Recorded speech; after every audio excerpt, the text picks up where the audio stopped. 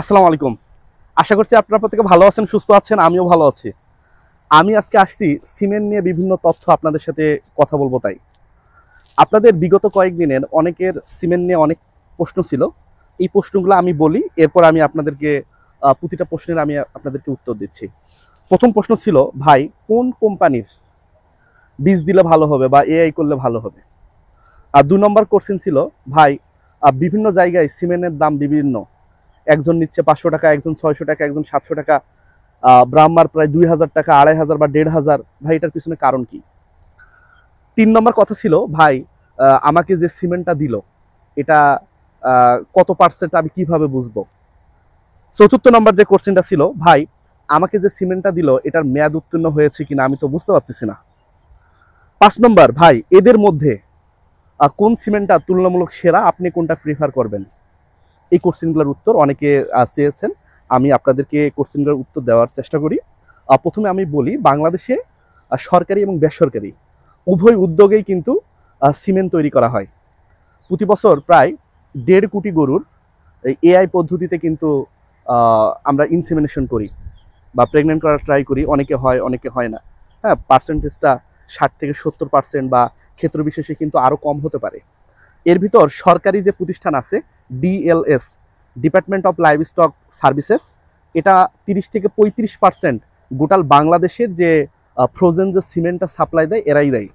আর বাকি যে ৬০ থেকে ৬৫ বা ৭০% থাকে, এটা কিন্তু বাংলাদেশের যে আরও অন্যান্য যে বেসরকারি বিভিন্ন প্রতিষ্ঠান আছে যারা সিমেন্টের উৎপাদনের সাথে জড়িত, এরা কিন্তু বাকিটা কিন্তু সেবা দিয়ে থাকে। এদের মধ্যে ডিএলএস বাংলাদেশের এটা সরকারি, এটার কিন্তু মূল যে শাখা সেটা সাভারে। এটার সাভার থেকে বছরে ৭ লক্ষ ডোজ তৈরি করা সম্ভব, সিমেন্টের ৭ লক্ষ ডোজ। এবং বাংলাদেশের অন্যান্য যে জায়গায়, যেমন রাজশাহীতে আছে এটার শাখা, রংপুরে আছে শাখা, ময়মনসিংহে আছে শাখা, চট্টগ্রামে আছে শাখা, দেন আমাদের ওই যে চট্টগ্রামে আছে শাখা, সিলেটে আছে শাখা এবং খুলনাতে আছে শাখা। এটারই কিন্তু ডিএলএস এর শাখা। এবং এই শাখাগুলোর আন্ডারে থেকে বিভিন্ন এআই কর্মী যারা আছেন বা স্বাস্থ্যকর্মী যারা আছেন গরু রিলেটেড, এনারা কিন্তু এই সিমেন্ট কম টাকায় নিয়ে যায়। মোটামুটি সরকারি দাম সম্ভবত ৭৫ থেকে ১২০ টাকার মতো এনারা নিয়ে যায়। নিয়ে গিয়ে কিন্তু গ্রামে একটা অ্যামাউন্টে ওনারা বিক্রি করেন, যার থেকে যেরকম পায়। আমি দামটা নিয়ে একটু পরে কথা বলি। ২ নম্বরে যদি আমরা বলি যে সরকারি বাদ দিয়ে বেসরকারি, সব থেকে বড় হলো আপনাদের আছে হলো ব্র্যাক আছে, এসিআই আছে। ব্র্যাক ২০০০ সাল থেকে এদের লাইভ স্টকের যে কার্যক্রম এটা শুরু করে এবং ২০০৬ সাল থেকে এনারা কিন্তু বাংলাদেশের সিমেন্ট উৎপাদনের সাথে জড়িত। এনাদের ২টা বুল স্টেশন আছে, একটা আপনাদের ময়মনসিংহের ভালুকায়, আর একটা কিন্তু বগুড়া শেরপুরে, বগুড়ায়। তো এই ২টা স্টেশন থেকেই প্রায় শতাধিক গরু আছে এনাদের। এখান থেকেই কিন্তু সিমেন্ট প্রতি সপ্তাহে একবার কালেকশন করা হয়, এরপর কিন্তু ফ্রোজেন হিসাবে বাংলাদেশের বিভিন্ন জায়গায় প্রেরণ করা হয়। এদের প্রায় ৫,০০০ এআই কর্মী আছে, এনারা কিন্তু নিয়ে গিয়ে কিন্তু এগুলা বিভিন্ন জায়গায় সাপ্লাই দেয়। এরপর যদি আমরা বলি এসিআই ব্র্যাকের আরেকটা কথা বলি, এনারা কিন্তু Holstein Friesian, Sahiwal, red Chittagong, এরপর হলো মুন্সিগঞ্জ ব্রিড, ফ্রিজিয়ান, এই জাতের কিন্তু এনারা বীজ কিন্তু সাপ্লাই দেয়। এসিআই গ্রুপ যদি বলি, যে অ্যাডভান্স কেমিক্যাল ইন্ডাস্ট্রিজ, এরা কিন্তু আপনাদের এরাও অনেক বড় প্রতিষ্ঠান। এরাও কিন্তু সাভারে, এদের যে মূল বুল স্টেশন সেটা সাভারে, গাজীপুরে, এবং এই গাজীপুর থেকে কিন্তু সারা দেশে সাপ্লাই দেয়। এদেরও কিন্তু এআই কর্মী প্রায় আছে ৪,৫০০-এর মতো। এরা বিভিন্ন সাব স্টেশন থেকে এগুলো সংগ্রহ করে এবং বাজারে বিক্রি করে। এরপর যদি আমরা বলি লাল তীর, এটা কিন্তু অনেক মানে কি বলবো ভালো মানের কিন্তু বীজ সাপ্লাই দেয় লাল তীর। এটার প্রতিষ্ঠান হলো এদের গাজীপুরে। এরা বাংলাদেশের প্রায় সব ধরনের যে গরু আছে, সব ধরনের গরুরই কিন্তু প্রায় সিমেন্ট এরা প্রোডাকশন করে। 100% ফ্রিজিয়ান, 100% শাহিওয়াল, রেড চিটাগাং, তারপর মুন্সিগঞ্জ হোয়াইট, মুন্সিগঞ্জ ব্রিড, দেন করে হলো যে নর্থ বেঙ্গল গ্রে। এরাই একমাত্র সম্ভবত, আমি যতদূর জানি, সম্ভবত এরাই নর্থ বেঙ্গল গ্রে, যেটা আমাদের দেশি গরু, এটার কিন্তু এরা সিমেন্ট প্রোডাকশন করে এবং এরা খুব সুনামের সাথে বাংলাদেশের সিমেন্ট উৎপাদনের সাথে জড়িত। এরপর যদি আরেকটা কথা বলি আমাদের উত্তরবঙ্গের একটা প্রতিষ্ঠান নিয়ে, সেটা হলো ইজাব। এদের মূল কেন্দ্র হলো ঠাকুরগাঁয়ে। এরা 2000 সাল থেকে কার্যক্রম শুরু করে, কিন্তু 2005 সালে অনুমতি পায় এবং তারপর থেকে এনারা সিমেন্ট উৎপাদনের সাথে সরাসরি জড়িত। এরা মূলত হলস্টাইন ফ্রিজিয়ান নিয়ে বেশি কাজ করে এবং শাহিওয়াল নিয়ে বেশি কাজ করে। আরেকটা আছে যেটা একটু বিদেশি কোম্পানি, বর্তমানে বাংলাদেশি হয়েছে, যে ADL company, American dairy limited. ঠিক আছে, এরা কিন্তু খুব উন্নত জাতদের হলস্টাইন ফ্রিজিয়ান এবং শাহিওয়াল গরু, এই দুটা গরু নিয়েই কিন্তু এরা মূলত কাজ করে এবং এরা সিমেন্ট উৎপাদনের সাথে জড়িত। এখন বলি কোন সিমেন্টের দাম কেমন। মোটামুটি সরকারি বাদ দিয়ে বেসরকারি যেগুলো আছে, এরা কিন্তু প্রত্যেকেই মূল কোম্পানির কাছ থেকে, এআই কর্মীরা মূল কোম্পানির কাছ থেকে 120 থেকে 200 বা 150 থেকে 200 টাকার মধ্যেই এনারা সিমেন্ট কালেক্ট করে। 200 টাকার মধ্যেই, 170 হতে পারে, 180 হতে পারে, এবং 200 হতে পারে। এবং এনারা যখন দেয়, খামারিদের দেয়, 100% যেটা থাকে সেটার দাম গড়ে 500 টাকা নিতে পারে। আর যেগুলো একটু ক্রস, যেমন 70% ক্রস বা 85% ক্রস, এগুলা কিন্তু এনারা দাম নেয় 400 করে। এটা হলস্টাইন ফ্রিজিয়ান এর কথা বললাম। এবং শাহিওয়ালের ক্ষেত্রেও সেম, শাহিওয়াল সংকটটা নেয় 400 টাকার মতো গড়ে। আর আপনার যে 100% যদি শাহিওয়াল হয় তাহলে কিন্তু সেটা 100 টাকা 500 টাকার মতো। এবং বাকি যে গরুগুলো আছে, যেমন রেড চিটাগাং, এটা আপনার 400 টাকা নেই শতাধিক, 100%।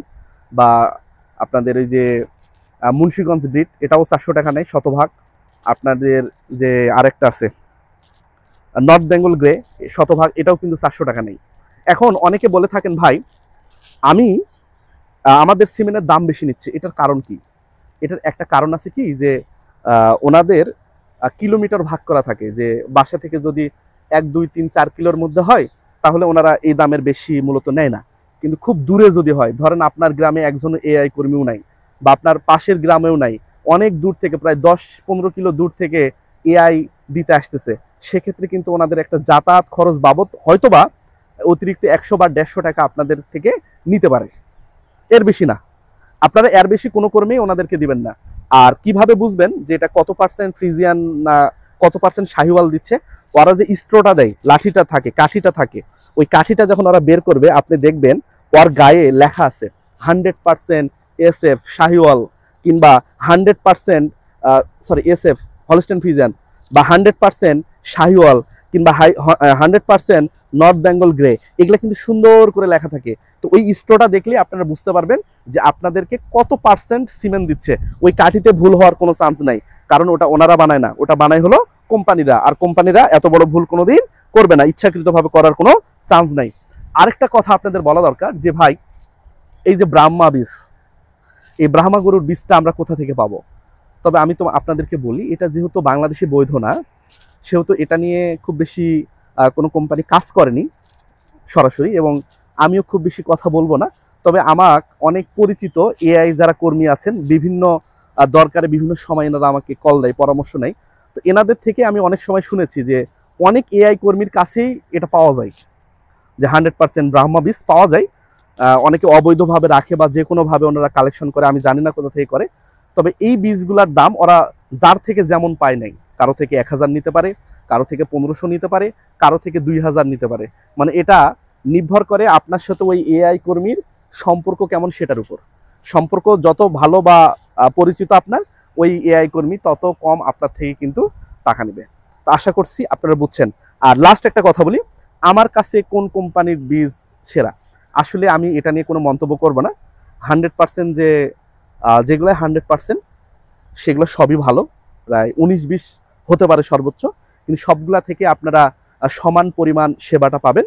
এখানে নির্ভর করবে যে আপনি কার দ্বারা এআইটা করে নিচ্ছেন, ওই ব্যক্তিটা কতটা দক্ষ। ধরেন বীজ খুবই ভালো, কিন্তু ওই ব্যক্তিটা দিতে পারলো না, তাহলে কিন্তু আপনার কাজ হলো না, আবার আপনাকে এআই করতে হবে, এবং এটা একটা লস। একে সময় লস, টাকা লস, এবং এই যে গাভীটা আবার 22 দিন পর হিটে আসবে বা 21 দিন পর হিটে আসবে, এই সময়টার যে প্রোডাকশনটা, এটা কিন্তু আপনাদের থেকে লস।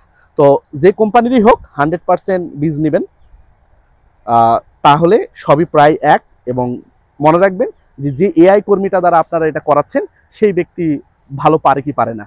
তো ভালো থাকবেন, সুস্থ থাকবেন, আমাদের সাথে থাকবেন, এবং যে কোনো প্রশ্ন আপনারা করবেন, আমি ইনশাল্লাহ আমার সামর্থ্যের মধ্যে যদি হয় আমি উত্তর দেব। আল্লাহ হাফেজ।